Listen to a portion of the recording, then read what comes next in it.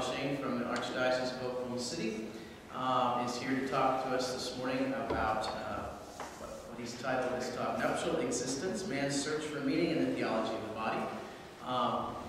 Father Shane teaches right now at Mount St. Mary's High School in Oklahoma City, and pastor of Our Lady of Fatima in Home Park. Right. Okay, very good. So without further ado, welcome, Brother Shane.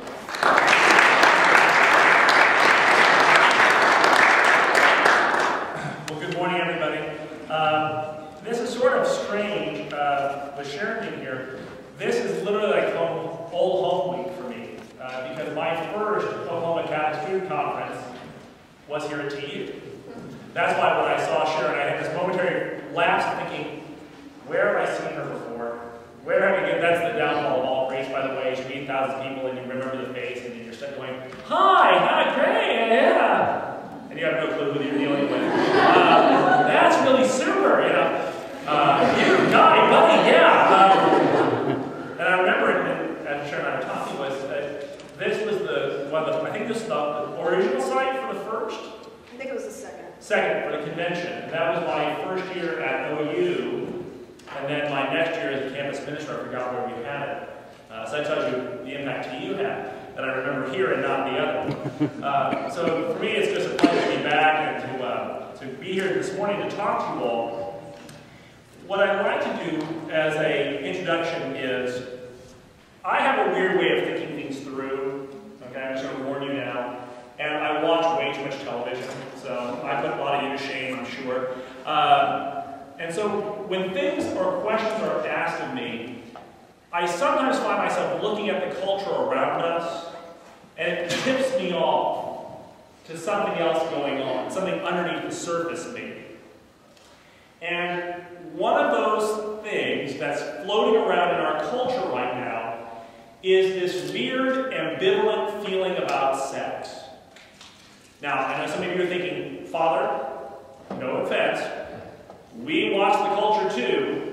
The one thing that people are not ambivalent about is sex. More is better, with as many partners you get your hands on, in as many different situations. But that's not the ambivalent. That's not the part that perplexes me. See, I remember being in college, and the big concern was being able to have sex and not get pregnant. Okay, that was the big concern. So the guys, how many times do you hook up with somebody? And the girls, kind of the same thing, which was disturbing. Now it's reversed, though. Now you have this huge conversation about, well, we would like babies but not sex. Which, now I'm a celibate, okay? Okay, some of you might be forced to be celibate right now. I am, by choice, a celibate. And that means, right, and if it's not by choice, that might be your personality, and you need to think about that. Just a thought, just observation, offered for your consideration. No, the issue, though, is that I'm telling you right now that as an unmarried person, I may have this wrong, I made the wrong read on this, but I think the sex part was the good part. Maybe I'm wrong here. That's the part that was the good part that gave you the baby as well. Why you would drop that part doesn't make any sense to me unless people are fundamentally confused. Now, take that back one step, and that's why I got to today's talk. That question led me to this question. Well, why is that? Why would we sit down and say, I definitely want to have a baby, but I want to bypass the part of it that seems to be the most pleasurable, the most obvious way that one would engage in this. And so I have an open speculation that I want to suggest to you. And it has something to do with the theology of the body, which, ironically enough, Bill Donahue, who spoke to you guys last night, he and I were in seminary together. So there's irony of ironies for today, okay? And it's all home week for me. It's just fun. To back up a step then, this connection to the theology of the body and a search for what we are comes together to me like this. Christopher West, in one of his works, suggests that if you were to look at everything the church has ever promoted or promulgated about sex and marriage, it would be a book about 8,000 pages long. 6,000 of those pages are written by John Paul II. And specifically, the contribution we're talking about are the addresses that the Holy Father offered at the very beginning of his pontificate, about 150, 170 in number, that were on this issue about what does sex and marriage mean. Now, that's fine. If we want to read Theology of the Body and get a better insight into what the church is proposing as the meaning of sex and marriage, please knock yourselves out. Okay? Don't let me stop. But I wonder if there's another application here beyond the question of sex and marriage. So we're going to do a little check, do a quick check. Please raise your hand if you have a body. Okay. If all disembodied persons, well, they can raise their hands anyway. So that's good. All right, perfect. Now, please raise your hand if you are married. Okay, got one. Okay, one married. Okay, so now since there are people who have bodies but aren't married, and this is a theology of the body, good. Let's wait. Drink more coffee otherwise. Then it suggests to me that maybe it has more to do with something else than just sex and marriage. Maybe this theology of the body points to something deeper that we're all looking for. That search for the meaning of what our life is and what our life is for.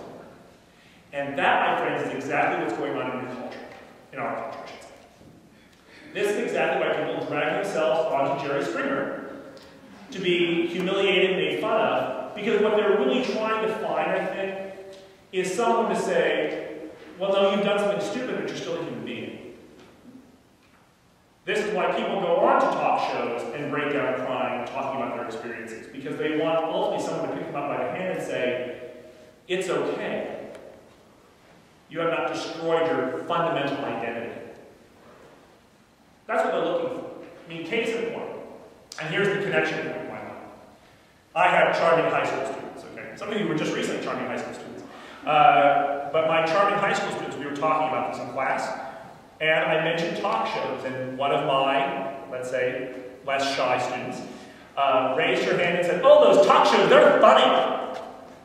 I said, oh, really? So, like Maury's funny to you. Oh, yeah. Okay. So, which ones are the funniest to you? And I knew where this was going. You know, those ones where she's looking for the guy who gave her baby.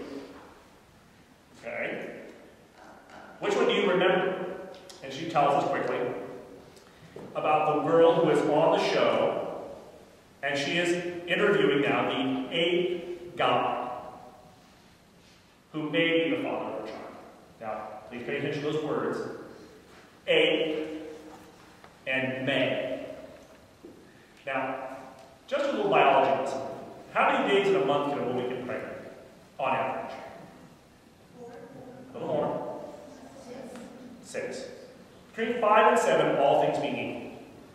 Okay, all things being equal, about 5 to 7. Now, do the math with me, folks.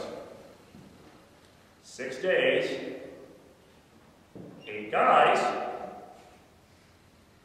1.5 partners per day.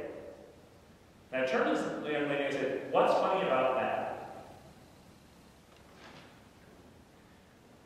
But do you see the connection all of a sudden?